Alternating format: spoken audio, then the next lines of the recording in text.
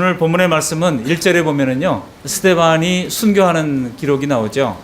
스데반이 초대교회 첫 번째 순교자가 됩니다. 그리고 큰 울음이 일어났다고 말씀하고, 2절에 보면 경건한 사람들이 스데반을 장사하고 위하여 크게 울더라 그랬습니다. 큰 환란, 큰 박해가 있었고 또 큰 울음이 있었습니다. 그런데 그것이 큰 울음으로 끝나는 것이 않지 않고 8절로 내려가 보시면 큰 기쁨으로 바뀌었다는 것을 알 수가 있습니다. 여러분, 초대교회에 일어났던 이 사건은 우리가 살아가면서 만나는 힘든 일, 어려운 일, 슬픈 일들이 왜 일어나는지 실마리를 제공해 줍니다. 그래서 오늘 본문 말씀을 가지고 이런 문제의 삶 속에서 하나님께서 우리를 어떻게 인도하시고 어떻게 살도록 우리를 부르시는지 하나님의 음성을 듣는 복된 시간 되시기를 바랍니다. 먼저 신자들에게 있는 이 고난의 의미가 무엇인지 저는 세 가지 대지로 말씀을 나누면서 함께 은혜를 나누고자 합니다. 첫 번째, 신자들에게 있는 고난은요, 복음 전도와 관계가 있다는 겁니다. 뭐와 관계가 있어요? 복음 전도와 관계가 있다는 것입니다. 스데반이 순교를 기점으로 예루살렘 교회에 지금 큰 박해가 일어났죠. 사울이 주도한 박해 세력들이 이제 교회를 잔멸할세라고 말씀하고 있지 않습니까? 잔멸하다고 하는 것은 완전히 없애고자 하는 것입니다. 도말하고자 하던 것과 같은 뜻이죠. 도말이라고 하는 말은 페인트 칠하는 칠해서 없애버리는 것처럼 완전히 잔멸해서 그냥 흔적도 남기지 않고자 하는 것입니다. 한마디로 초토화 시키려고 했다는 것이죠. 이게 바로 교회를 없애고자 했던 이 초대교회 사도 바울을 비롯한 당시 유대교 사람들이 광기였다고 할 수 있습니다. 사도행전을 기록한 누가는 교회가 이처럼 초토화되고 있는 박해 주동자가 누구라고 말씀하고 있습니까? 바로 사울이라고 이야기하고 있어요.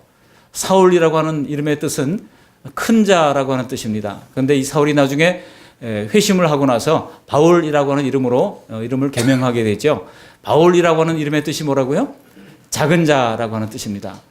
그러니까 깨닫고 보니까 내가 큰 자가 아니었구나. 내 학문과 내 배경이 아무것도 아니었구나 하는 것을 깨닫고 겸손하게 이름을 바꾸게 됩니다. 그리고 사울이었던 바울은 이제 복음 증거를 위하여 유대인들만의 대상으로 하는 복음 전도를 넘어서서 전 열방을 향한 이 복음 전도의 문을 여는 귀한 하나님의 일꾼이 되는 것을 알 수가 있었습니다. 교회를 허물고자 하는 사탄의 세력이 끊이지 않았지만은, 그러나 그 가운데서도 그는 이 복음의 문을 유럽에까지 열어놓는 그런 놀라운 일꾼이 되는 것을 알 수가 있습니다. 여러분, 사람은 모릅니다. 우리 주변에서 교회를 박해하는 사람들이 있죠. 근데 하나님께서 그 사람을 통해서 어떻게 역사하실지 아무도 모른다는 것입니다. 오늘 사도행전은 1장부터 28장까지가 이런 성령이 어떻게 정말 무지한 사람들을 통해서 역사하는지를 보여주는 것입니다. 성령에 사로잡히기만 하면 사울이 바울되고 그리고 두려워서 숨어있던 사람들이 복음의 담대한 증거자가 되는 놀라운 변화가 일어나는 것을 보여주고 있습니다. 그렇지만 아직 사단의 역할도 끝나지 않았어요. 이 사단의 역할도 우리 주님께서 다시 오시는 날 백보자 심판 아래 심판을 받고 무적행으로 이제 쫓겨갈 그날까지 끊임없이 사단은 지금도 활동하고 있기 때문에 여전히 이 세상은 어려움이 있고 여전히 이런 치열한 영적 대결 양상이 우리의 눈에 보이지 않게 교회 안팎에서 있는 것입니다. 교회 밖에 있는 것은 당연한데 교회 안에도 있느냐고요? 있습니다. 제가 새벽마다 우리 사역자들하고 기도하는 것이 주방의 평화를 위해서 기도합니다. 주방의 평화가 교회 평화더라고요. 보니까 주방에서 물을 이만큼 넣어야 된다, 저만큼 넣어야 된다, 이거를 가지고 권사님들이 신경을 곤두세우는 때가 많고요. 소금을 더 넣어야 된다, 말아야 된다를 가지고 곤두세우는 경우가 얼마나 많은지 몰라요. 그러니 여러분, 자칫하면은 별거 아닌 문제로 교회가 갈라지기도 하고 어려움이 생기게 되는 것입니다. 그렇기 때문에 항상 교회 안에도 사탄이 틈타지 못하도록 새벽마다 깨어 기도해야 하는 것입니다. 여전히 이런 이 파워 인카운터라고 부르죠. 이 영적 대결이 교회 안에도 있고 교회 밖에도 있고 있는 것입니다. 이런 것에 우리가 빌미를 주지 말고 성령의 하나 되게 하신 교회를 힘써 하나 되게 하는 일에 힘을 합하는 저와 여러분들이 될 수 있기를 바랍니다. 그럴 때 스데반의 죽음 앞에서 큰 울음으로 괴로워했던 이스라엘 백성들이 나중에는 성령의 은혜로 말미암아 큰 기쁨으로 바뀌는 역사가 일어나게 됐고, 예루살렘 교회는 당시에 그런 핍박 앞에서 흔적도 없이 사라질 것 같았지만은 오히려 전 세계로 뻗어나갈 수가 있었던 것입니다. 여러분, 바로 이것이 구원 역사의 패턴이에요. 시련과 박해가 우리 기독교 역사 2000년 동안에 없었던 적이 없습니다. 그러나 그 시련과 박해 속에서도 다시 그 시련과 박해를 뚫고 이제 싹을 틔우고 열매를 맺고 가지를 내고, 또 가지가 잘리는 일이 있어도 또다시 옆에서 가지가 나오고, 그렇게 하면서 2000년 역사를 이어왔던 것입니다. 이것이 바로 구원 역사의 패턴입니다. 여러분, 교회에 어떤 시험과 어떤 시련이 덮친다 하더라도 그 결과는 언제나 교회의 승리였다는 겁니다. 한번 따라 하시기 바랍니다. 교회는 언제나 승리합니다. 왜 그렇습니까? 교회는 예수님이 피로 값주고 사신 교회이기 때문입니다. 아무리 죄성을 가진 사람들이 모인 곳이라서 여러 가지 불협화음도 있고 어려움도 있어도 우리 주님께서는 그 문제 많은 교회를 뭐라고 말씀하고 있습니까? 주님의 피로 값주고 사신 교회라고 귀히 여기신다는 사실을 알아야 합니다. 그러면 여러분, 교회를 함부로 비판해서는 안 됩니다. 교회를 비판하는 것은 결국 나 자신을 비판하는 거예요. 우리가 유체 이탈 화법을 쓰는 분들이 많죠. 전 대통령 그랬다고 자꾸 얘기를 하는데, 우리 자신은 어떻습니까? 교회를 비판하면, 우리 주님이 피로 값주고 사신 교회를 우리가 비판하면 결국 나 자신은 교회가 아닌 것처럼 생각하는 경우예요. 그러나 그렇지 않다고 하는 것입니다. 우리 역시 다 교회의 일원이고 역시 문제가 많은 사람들이지만 주님께서는 그 교회를 귀하게 사용하시고 이 교회를 위해서 피를 흘려 주셨다는 사실을 기억하시기를 바랍니다. 함부로 교회를 비판하다가 이제 하나님의 이름을 망령되게 하는 그런 십계명을 어기는 일이 없기를 주님의 이름으로 부탁합니다. 우리가 이런 이치를 이해하지 못하고 신앙생활을 할 때는 수시로 어려운 문제에 빠질 수밖에 없습니다. 왜냐하면 우리는 예수님을 믿고 하나님을 섬기면 복을 받는다라고 하는 말씀을 우리가 즐거워하고 좋아합니다. 그래서 여호수아 1장 8절 같은 말씀을 너무나 좋아하잖아요. 항상 평탄하고 형통한 일이 일어나기를 바랍니다. 저희 집안에 우리 형제들이 다 예수를 믿는데요. 저희 둘째 형님이 아주 별나게 예수님을 믿었어요. 근데 기도를 할 때 형통이라는 말을 너무나 좋아해가지고 한자로 형통이라는 말을 곳곳에서 붙여놨어요. 성경에 나오는 형통에 대한 말들을 다 붙여놓고 기도할 때도 형통케 해주시옵소서, 그 형자에 얼마나 액센트를 이렇게 써서 기도를 하는지 몰라요. 그랬는데 나중에 세상 즐거움이 빠져가지고 세상 즐거운 일을 다 하고 다니다가 세상 즐거운 일이 뭔지 아십니까? 이제 겨울만 되면 스키 시즌권을 끊어요. 90만 원, 100만 원 합니다. 그러면 하여간 마음껏 탈 수 있는 겁니다. 그 시즌권을 걸어 가족들이 와가지고 밤새도록 스키 타고 눈이 벌게 해가지고 주일날 교회 갈 수 있습니까? 없습니까? 못 가죠. 그다음에 이제 겨울에는 스키 타고 여름에는 또 뭐라는지 아세요? 여름에는 또 이제 이 낚시를 하러 다닙니다. 그냥 자동차 트렁크에 온갖 종류의 낚시 도구들이 다 들어있어요. 그렇게 놀기를 즐거워하던 사람입니다. 그리고 이제 가을쯤 되면 이것저것도 아니면 그 다음에 또 탁구를 칩니다. 그래서 부부복식조에 나가가지고 은평구에서 맨날 1등을 하다 보니까 구청에서 이제 알아가지고 이제 그만 나오십시오. 당신은 좀 그만 나오십시오. 그렇게 할 정도였어요.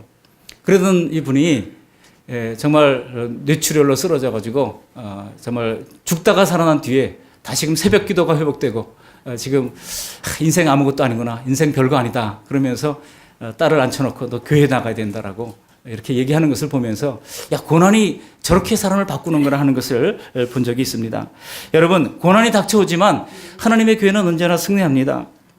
우리가 이런 이치를 이해할 때 과연 성경에서 나오는 이 고난의 문제를 우리가 바르게 볼 수 있다는 것입니다.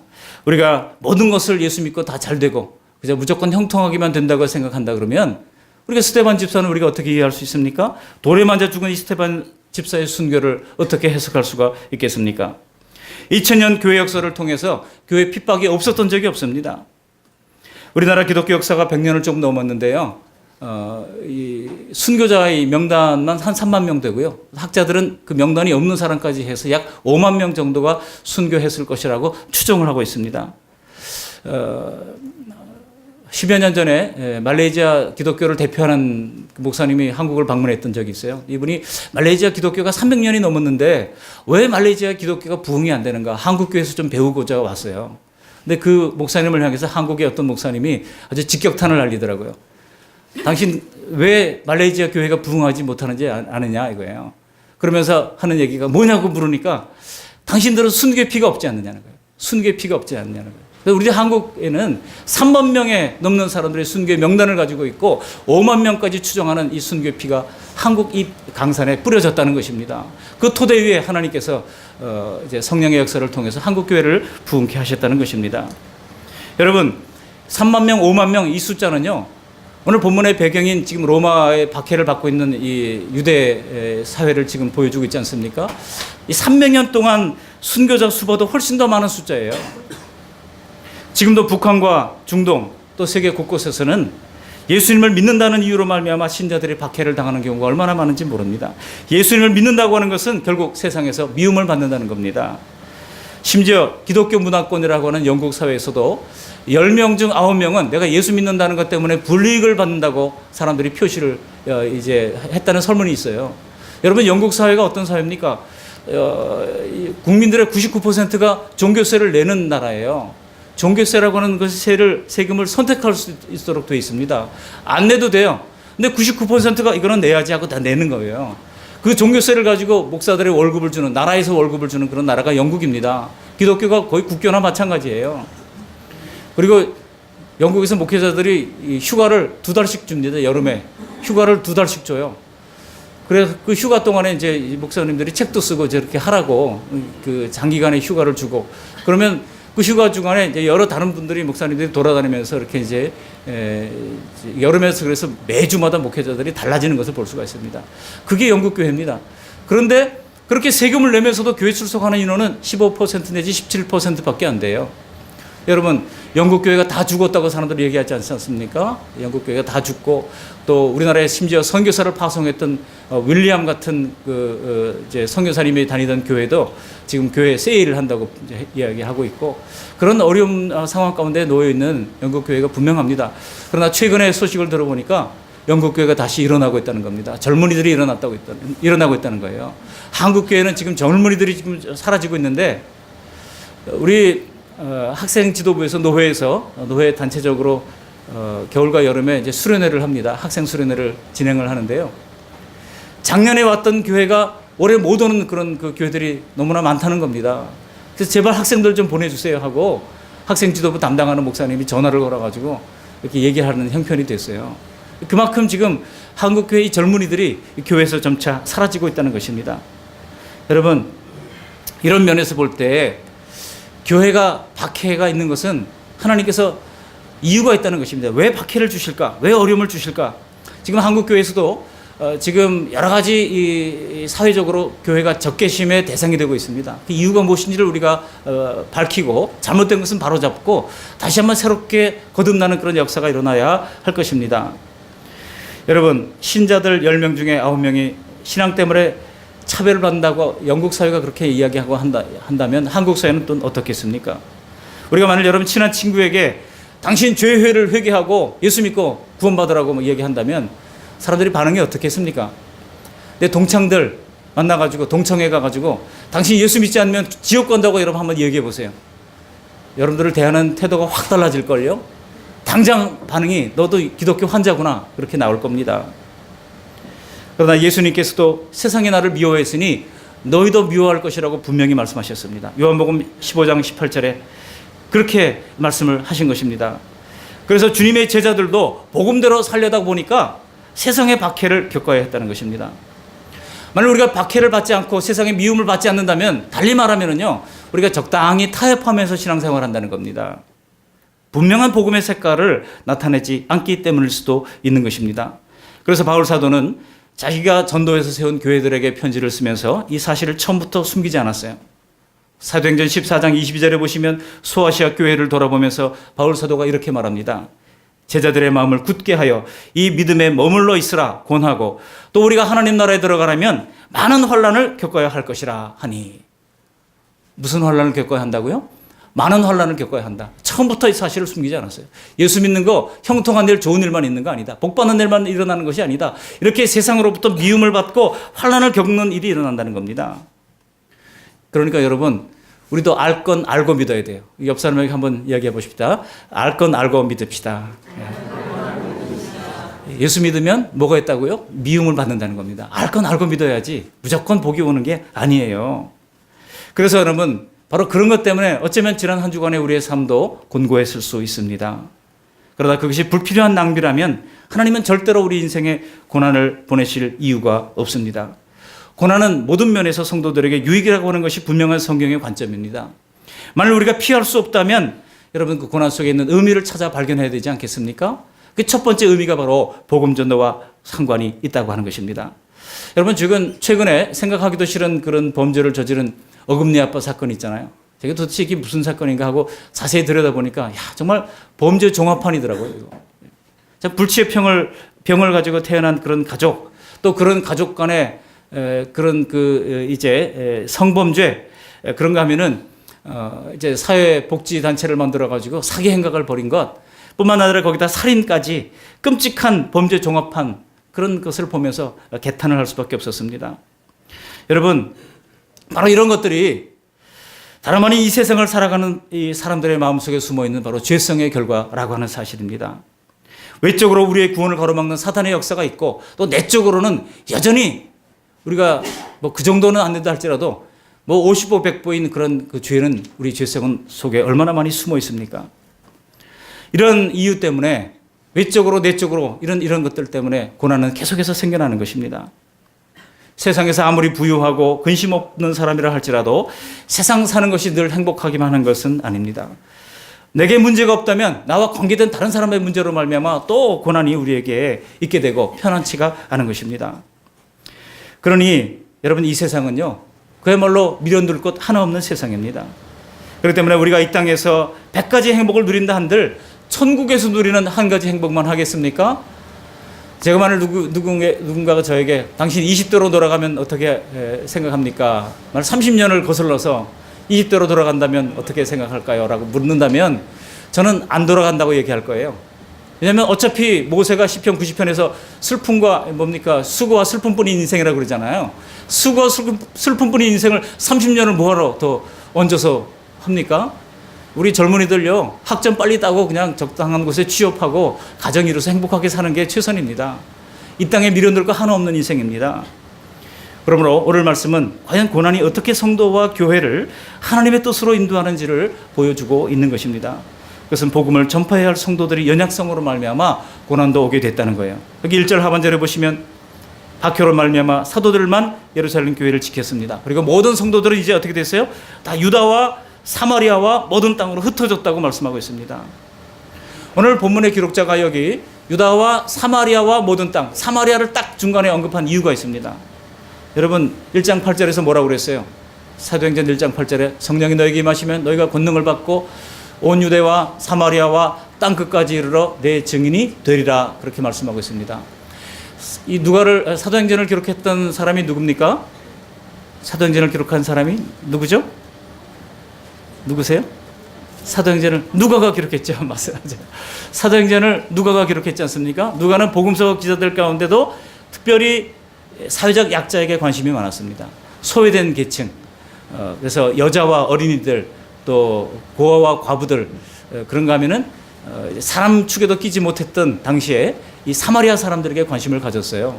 누가복음에 보면 꼭 이 사마리아 사람들에 관한 기록이 나옵니다. 나병 환자 10명이 치료를 받고 돌아가다가 한 명이 돌아와서 감사를 했는데 그 감사한 사람이 하필이면 누구예요? 이 사마리아 사람이 감사했다는 거예요. 예수님께서 그 9은 어디 있느냐라고 말하잖아요. 왜 하필이면 이 사마리아 사람을 거기다 끼워넣는 거예요? 그게 마음이 불편한 겁니다. 왜 하필이면 사마리아 사람이 선한 사마리아 사람이 돼서 유대 사람들의 마음을 긁어넣느냐는 거예요. 유대인들은요 자기들만이 특별한 사람이라고 생각했던 것입니다. 근데 누가는 성경을 기록하면서 그것을 깨고자 한 것입니다. 하나님의 관심은 유대인들만이 있던 것이 아니고 모든 열방을 관심을 가지고 바라보고 계셨다는 것입니다. 여러분 그래서 여기 이 말씀은 바로 1장 8절에서 말했던 그런 말씀이 성취되는 장면을 보여주고 있는 것입니다. 예루살렘, 유다 그리고 사마리아 땅끝, 지금 박해로 말미암아 예수님의 말씀이 성취되고 있습니다. 예수님이 제자들을 세우신 목적이 뭡니까? 바로 예수님의 십자가 복음의 증인되라고 하는 것 아닙니까? 그런데 제자들은 그 십자가 증인되기를 두려워해서 꼭꼭 숨어 있었다는 것입니다. 왜냐하면 당시에 예수 그리스도를 증거하면 어떻게 됩니까? 잡혀 죽을지도 모르잖아요. 그런 상황입니다. 미움을 받습니다. 십자가형을 받을 수 있는 그런 상황입니다. 복음을 전하기는커녕 꼭꼭 숨어 있어서 드러내기를 원치 않고 있었다는 것입니다. 그래서 오늘 오순절에 성령께서 오셔서 제자들에게 권능을 주신 것 아니겠습니까? 마침내 제자들은 성령 충만을 받고 이제는 거침없이 예수님의 부활의 증인이 되어서 비로소 예수님이 하나님의 아들 되심을 전할 수 있게 된 것입니다. 그렇게 해서 온 유대가 구원을 받게 됐다는 겁니다. 예수님이 승천하신 2, 3년 만에 지금 예루살렘 교회는요, 사도행전 2장, 3장에 보시면 하루에도 막 3,000명, 5,000명씩 늘어났습니다. 거기 3,000명, 5,000명 숫자는 남자 성인들의 숫자예요. 어린아이와 노년들은 다 포함되지 않았습니다. 여자도 포함되지 않았습니다. 그래서 대략 학자들에 따르면 2만 명 이상의 예루살렘 교회 성도들이 있었을 것으로 추정을 하고 있습니다. 파격적인 부흥입니다. 성령의 권능을 받고 예루살렘 교회가 크게 부흥되었습니다. 그러나 그들이 하지 않은 것이 있어요. 그들은 사마리아와 땅끝을 향해서 나가지 않았습니다. 그냥 자기들끼리 좋았어요. 자기들끼리 은혜 받았어요. 자기들끼리 놀러 다녔어요. 자기들끼리 재미나게 지냈습니다. 여러분, 요즘 같은 박해가 없는 시대에도 복음 전하는 것은 결코 쉽지 않습니다. 가을마다 교회마다 이제 태신자를 작정하고 초청 잔치를 하지만은 여러분, 어떤 분들에게는 주변 사람들에게 그렇게 복음을 증거하는 것이 불편할 수도 있습니다. 왜냐하면 매주 교회 가자고 그러고 매주 예수 믿어야 된다고 그렇게 이야기하는 것이 관계를 깰까 봐 두려움이 생기는 것입니다. 또한 나 혼자 신앙생활하는 것도 벅찬데 뭐 다른 사람들의 신앙생활까지 내가 책임져야 하나, 그런 생각들 때문에 여러 가지 이유로 복음을 전하는 일은 자꾸만 뒤로 밀려나게 될 뿐입니다. 그러나 그러다 보면 모든 사람을 전도의 방법으로 구원하시려고 하는 하나님의 뜻이 어떻게 이루어질 수 있겠습니까? 고린도전서 1장 21절에 보면 하나님께서는 전도의 미련한 방법으로 구원하시기를 기뻐하신다고 말씀하고 있어요.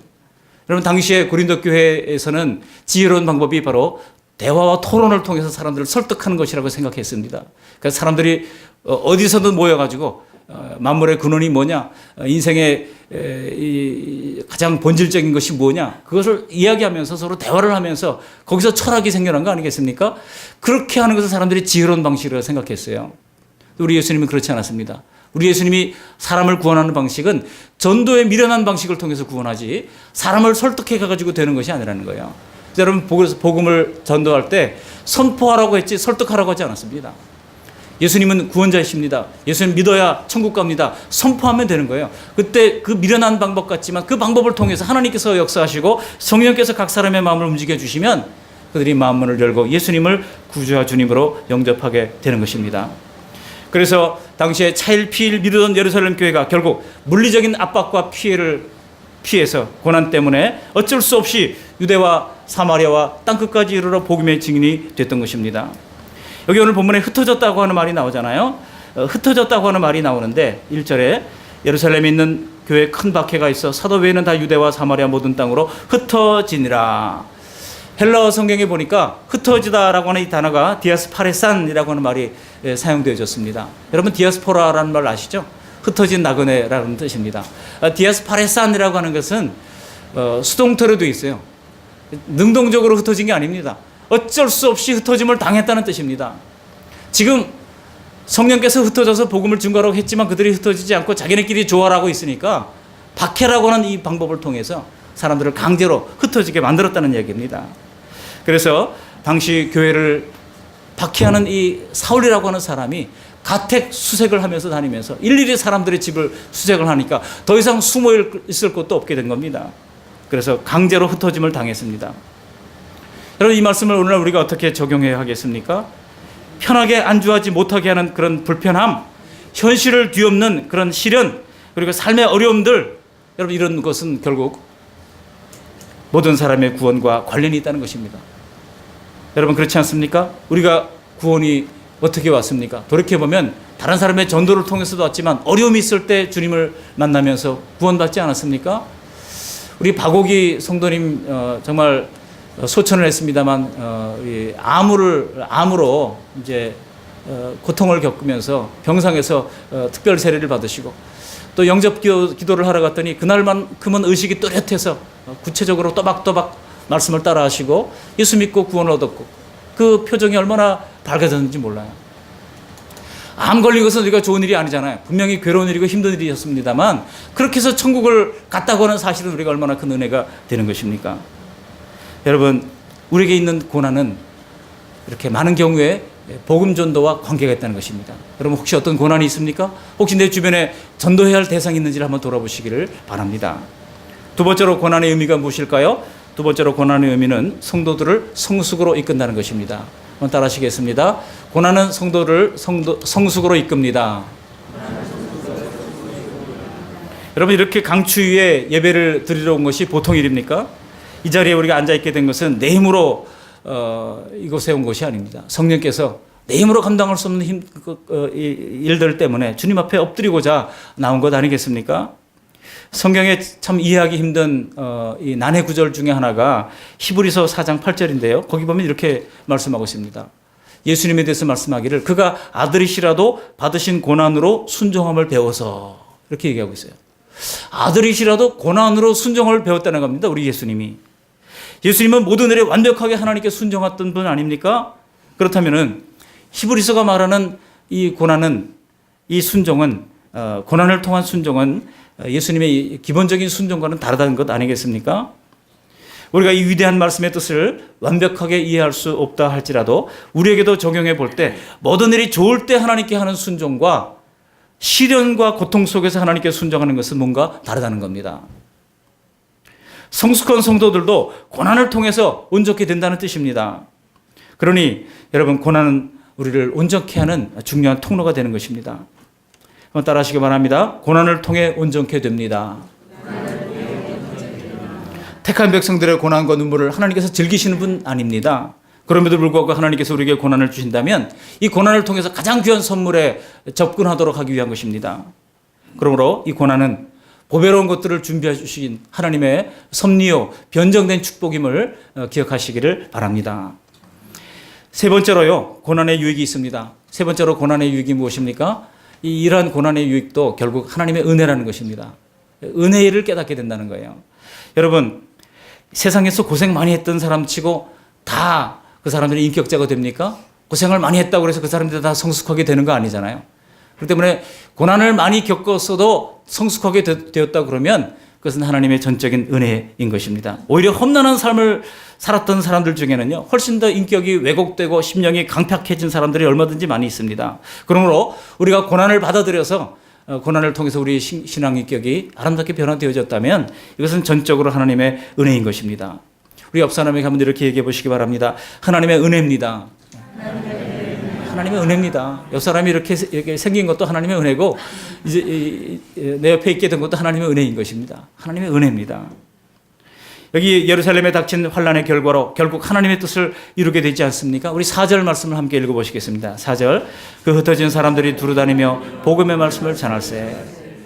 환난으로 말미암아 쫓기듯 도망친 사람들이 이제 그곳에서 복음을 증거하기 시작합니다. 그리고 결국 그 중에 빌립이라고 하는 이 집사님은 어떻게 됩니까? 사마리아 성으로까지 아예 내려갑니다. 유대인들이 그토록 싫어했던, 증오했던 사람들, 사마리아 사람들이 사는 성읍에까지 내려가게 됐다는 거예요. 그리고 5절, 6절 말씀 함께 읽어보십니다. 빌립이 사마리아 성에 내려가 그리스도를 백성에게 전파하니 무리가 빌립의 말도 듣고 행하는 표적도 보고 한 마음으로 그가 하는 말을 따르니라. 여러분, 이때 빌립이 전했던 내용이 있어요. 복음 전도의 내용이 납니다. 뭐를 전했다고 말씀하고 있습니까? 빌립이 사마리아 성에 내려가 뭐를 전했다고요? 그리스도를 백성에게 전파하니 그랬습니다. 무엇을 전파했다고요? 그리스도를 전파했습니다. 여러분, 사마리아 사람들은요, 이방인의 피가 섞여 있는 유대인입니다. 그래서 그들은 구약 성경을 가지고 있었고 율법을 철저히 지키는 사람들이었고 모세오경을 유일한 성경으로 알고 있는 사람들이었습니다. 하나님을 사랑했던 사람들입니다. 근데 빌립이 그들에게 전했던 것은 그들이 모르는 것, 예수님이 이제 이 땅에 메시아로 오셨다는 사실, 예수님이 그리스도라는 사실을 전파했다는 것입니다. 그리고 예수님 믿으면 영생 얻는다고 하는 것을 전파했다는 것입니다. 여러분, 이것이 바로 복음입니다. 선교는 오직 예수 그리스도를 증거하는 것입니다. 어떤 특정 교회를 증거하는 게 아니에요. 어떤 특정 단체를 내세우는 것이 아닙니다. 어떤 특정 교단을 내세우는 것이 아닙니다. 어떤 특정 인물을 전하는 것이 아닙니다. 교회는, 하나님의 교회는 어떤 특정 영웅을 허락하지 않습니다. 그래서 우리가 이 사실을 깨닫지 못하고 교회에서 영웅 되기를 여러분 힘쓰지 마시기를 바랍니다. 우리가 자꾸 영웅 되려고 그럴 때, 내 이름을 내려고 그럴 때 하나님께서는요, 아주 창피찬란하게 만들면서 그 사람을 거기서 끌어내리십니다. 그런 경우들 우리 주변에 수도 없이 많이 봤어요. 겸손해야 됩니다. 중요한 것은 우리 교회가 증거해야 될 대상이 뭡니까? 오직 그리스도를 증거하는 것입니다. 이것이 바로 복음이에요. 우리 그 말씀 교회 4대 사명이 뭐가 있어요? 말씀 실천, 그 다음에 두 번째 뭐예요? 복음 선교입니다. 사람을, 어떤 이름을, 그 말씀 교회의 이름을 드러내는 것이 아니라 오직 예수 그리스도를 드러내는 그 말씀 교회가 될 수 있기를 바랍니다. 사마리아 들어가서 빌립 집사가 전했던 것이 바로 오직 그리스도를 전했다는 것입니다.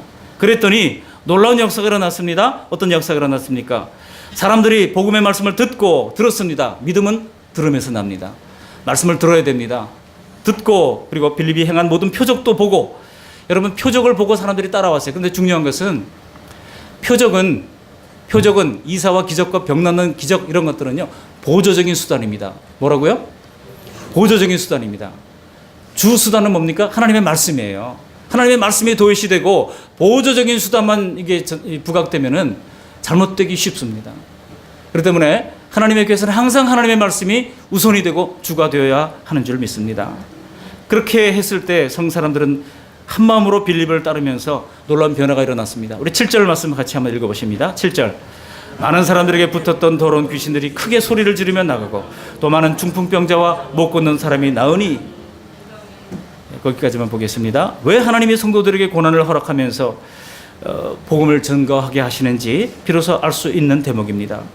지금 사마리아 성의 사람들은 많은 사람들이 어려운 더러운 귀신이 붙어 있었고 많은 사람들이 고칠 수 없는 질병에 시달리고 있었다는 얘기입니다. 뿐만 아니라 9절로 내려가 보면은요, 모든 주민들이 이 마술사 시몬이라고 하는 사람에게 현혹되어서 영적으로, 정신적으로, 물질적으로 조종을 당하고 억눌린 상태였다는 것입니다. 바로 이런 상황이 구원받지 못하고 하나님과 단절되고 살고 있는 모든 사람들의 현주소입니다. 그러나 이들이 복음을 듣고 믿었을 때 많은 더러운 귀신들이 떠났습니다. 그리고 많은 질병과 고통에서 치유받게 되었다고 말씀하고 있습니다. 믿고 따랐더니 실질적인 문제들도 해결됐어요. 여기서 순서가 중요합니다. 여러분, 이 모든 실질적인 문제가 해결되면 믿겠습니까? 아니면 믿어야 해결됩니까? 순서가 중요합니다. 여러분, 병 나면 내가 나가겠다? 여러분, 병 나도 못 와요. 여러분, 내가 예수 믿고 구원받아야지. 믿음으로 했더니 하나님께서 은혜를 주시는 것이지, 내가 병 낫고 뭐 로또 복권 맞고 그러면 내가 교회 나가겠다? 천만의 말씀입니다. 로또 복권 맞아보세요. 뭐 교회 날 생각이 싹 사라질 겁니다. 이제 미국 가서 이제 좋은 집 짓고 살고 싶은 마음이 들겠죠. 여러분, 예수님의 십자가의 복음에 대한 믿음은 단지 미래 소망만이 아니라 현실의 유익도 따라온다는 겁니다. 그러나 이것은 따라오는 것일 뿐이에요. 그것이 본질은 아닙니다. 우리가 진정으로 복음의 말씀을 믿고 따른다면 우리에게도 이런 결과가 따라오는 것은 당연한 일입니다. 예수님을 따를 때 귀신의 권세에 억눌렸던 삶에서 완전히 벗어나게 된 것입니다. 그렇기 때문에 이런 능력을 맛본 사람들은 남다른 것이 있습니다.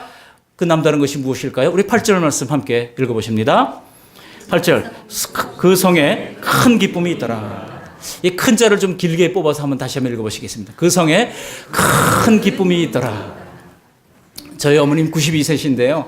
저희 어머님이 기도하실 때 그렇게 뭘 달라고 하는 기도를 옛날 분들은 많이 하셨잖아요. 주시옵소서 할 때 그 시자를 얼마나 길게 뽑는지 몰라요. 주시옵소서 하고 얘기를 해요. 어릴 때부터 제가 그 소리가 싫어가지고 그냥 좀 고상하게 말씀하시지. 그 시자를 그렇게 뽑고 가락을 이렇게 띄워가지고 그렇게 하시는지 말이죠. 그런 생각을 했던 적이 있는데, 여러분, 우리가 너무나 없었기 때문에 달라는 기도를 많이 했던 것 같아요. 그러나 여러분, 가장 큰 우리의 기도 제목이 있다면 큰 기쁨을 회복하는 것입니다. 우리에게 세상이 할 수 없는 큰 기쁨 있지 않습니까? 그 성에 큰 박해가 도리어 큰 기쁨으로 승화됐던 놀라운 역사가 이 예루살렘 교회에 일어났던 것입니다. 지금 우리 가운데도 예수님으로 말미암아 이런 큰 기쁨이 있는 줄 믿습니다. 우리가 구원받았다면 이런 기쁨을 못 느낀 구원은 없습니다. 그렇기 때문에 만약 우리가 이런 기쁨을 전혀 느끼지도 못했다 그러면 우리의 구원의 서정에서 문제가 있는 것은 아닌지 한번 이제 곱씹어 볼 필요가 있습니다. 오직 하나님이 계시다는 것과 예수님이 나를 사랑하셔서 십자가에서 나를 위해 돌아가셨다는 사실을 우리가 믿을 때 그 자체로 인하여 우리는 뛸 듯이 기쁜 경험을 하게 되는 것입니다. 그게 사도행전에서 진짜 구원받은 수많은 사람들에게 나타났던 믿음의 증표였던 것입니다. 그래서 예수님께서 뭐라고 말씀하십니까? 요한복음 16장 22절에 지금은 너희가 근심하나 내가 다시 너희를 보리니 너희 마음이 기쁠 것이요 너희 기쁨을 빼앗을 자가 없으리라 그랬어요. 너희 기쁨을 어떻게 한다고요? 빼앗을 자가 없는 기쁨, 그 기쁨을 우리에게 주신다고 말씀하고 있는 것입니다. 그래서 사도 바울이 빌립보 교회에게 편지 쓸 때 빌립보서 4장 4절에 이르기를 주 안에서 항상 기뻐하라. 내가 다시 말하노니 기뻐하라. 명령을 내리고 있어요. 여러분 한번 생각해 보세요. 누가 기뻐하라고 명령한다고 해서 과연 기뻐집니까? 제가 신방을 가면서 어떤 요양원에 갔는데요. 거기 그 웃음 치료사가 와가지고 노인들을 앉혀놓고 웃기더라고요. 한 10분 동안 막 웃으면 뭐 몸이 어떻게 좋아지고 하는 거 뭐 검증됐다고 막 얘기를 하는 거예요. 그래서 따라하라고 막 그러는 거예요. 여러분 한번 해보세요. 하하하, 호호호, 허허허, 히히히. 그러면서 얘기를 하는데 하하하 하면은 한자로 쓰면 아래 하자를 쓴다는 겁니다. 그래서 낮은 대로 내려가면은 우리 마음이 기쁘다는 거예요. 그래서 높아지려고 그러면 서로의 시기심과 질투와 경쟁 때문에 우리 마음의 기쁨이 사라지지만 자꾸 마음을 낮추면은 기뻐진다는 거예요. 일리가 있잖아요. 그죠? 그 다음에 호호호, 한자로 이 좋을 호자를 쓰더라고요. 그러니까 좋은 것만 생각하고 부정적인 거 생각하지 말고 좋은 거 생각하면 우리 마음이 기뻐진다는 겁니다. 호호호 하고 막 노인들을 막 웃겨요. 그 다음에 또 히히히, 히히는 뭡니까? 기쁠 히자를 써가지고 기쁜 것만 생각하라는 겁니다. 그러면 우리 마음이 기뻐진다는 거예요. 그 다음에 허허허, 우리 마음을 비우라는 겁니다. 비일 허자를 써가지고 우리 마음을 자꾸 비우면 우리 마음이 참된 기쁨이 생긴다고 얘기를 하는데, 제가 그럴싸한데 뭔가 결정적인 게 빠져 있어요. 뭐가 빠져 있어요? 예수님이 주시는 본질적인 기쁨이 빠져 있어요. 예수님이 주시는 이 great joy, 기쁨, 참된 기쁨이 거기에 빠져 있다는 것입니다. 우리가 구원받았다면 하나님께서 주시는 이런 참된 기쁨을 우리의 삶 속에 간직하고 있는 것입니다. 우리 내면의 저 깊은 곳에 세상이 알 수 없는 이 큰 기쁨으로 감당할 수가 있게 되는 것입니다. 여러분, 당시에 예루살렘 교회 성도들이 정신 나간 사람도 아니고 그렇게 쫓겨온 사람들이 말이죠. 그렇게 다니면서 복음을 증거한다? 이거 쉬운 일이 결코 아닙니다. 그러나 그들은 그 기쁨에 사로잡혀서 복음 증거의 사명을 다할 수가 있었던 것입니다. 여러분, 우리가 살아가면서 괜히 스스로를 비련의 주인공처럼 생각하지 마세요. 낙엽진 앙상한 나뭇가지만 자꾸 슬프게 쳐다보지 마세요. 겨드랑이를 파고드는 매서운 겨울바람이 을씨년스러울 때 이불 밖은 위험해하면서 그 속에만 머물러 있지 마세요. 울적한 기분이 무겁게 느껴질 때 거기만 너무 묵상하지 마세요. 여러분, 그렇지 않아도 수고와 슬픔뿐인 인생, 서글픈 것만 자꾸 묵상하면 여러분, 그 슬픔과 고독을 이기지 못한 채 많은 사람들이 스스로 목숨 끊고 막 그러잖아요. 그러므로 바라기는 이 겨울에 고독의 항아리에 스스로를 던져버리지 마시기 바랍니다. 오직 예수님을 묵상하시고 우리에게 주신 구원의 은혜를 떠올리면서 이 큰 기쁨을 회복하는 저 여러분들이 되시기를 바랍니다.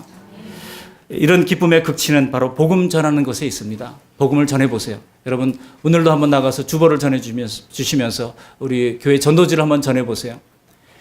그 사람들은 시큰둥하게 받고 돌아설지 모르지만은 우리 마음속에는 뛸 듯이 기뻐하는 그 기쁨이 생겨나게 될 것입니다. 저도 제 삶을 돌아보니까요, 20대 초반에 제가 중학교 1학년 때 아버님 돌아가셨잖아요. 아버님이 갑자기 돌아가셔가지고 고혈압으로 쓰러지셔서 아버님 땅이 있는지도 뭔지도 모르고 그냥 어릴 때 오남매가 그냥 우리 각자 알아서 각자 도생하자.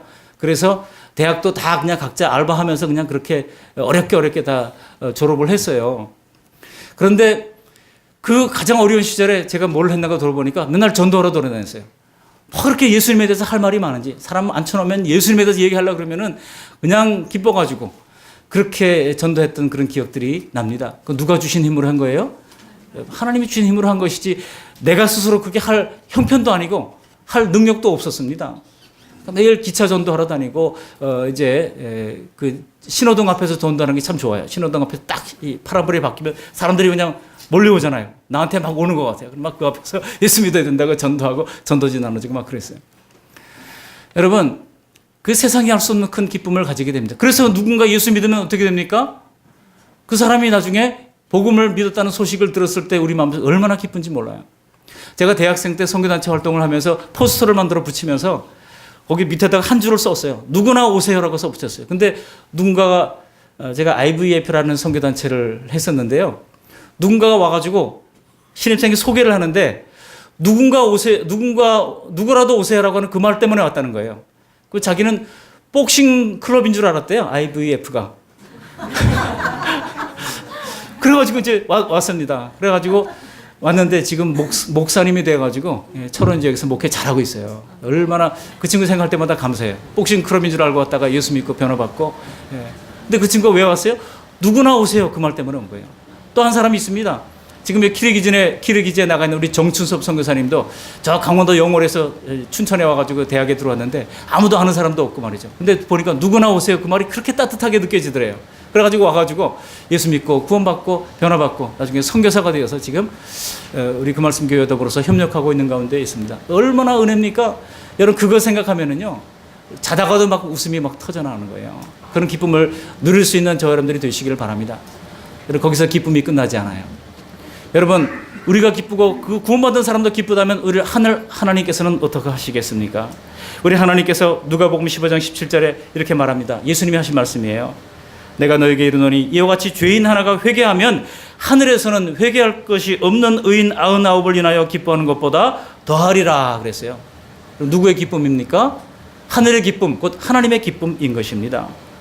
전하는 자가 기뻐하고 전함을 받고 예수 믿는 사람들이 기뻐하게 될 것이고 그리고 하늘의 하나님께서도 기뻐하게 되시니 삼중적 기쁨을 누리게 되는 것입니다. 하나님께서는 전도하는 사람들을 특별하게 대우한다고 하는 것을 기억하시기를 바랍니다. 종종 힘들고 순종하기 어려운 이 명령이지만은 그러나 우리가 박해를 받으면서도 복음을 증거했더니 예루살렘 교회가 큰 기쁨을 회복했던 것처럼 우리의 신앙생활에 기쁨을 더하는 저와 여러분들이 되시기를 주님의 이름으로 축원합니다.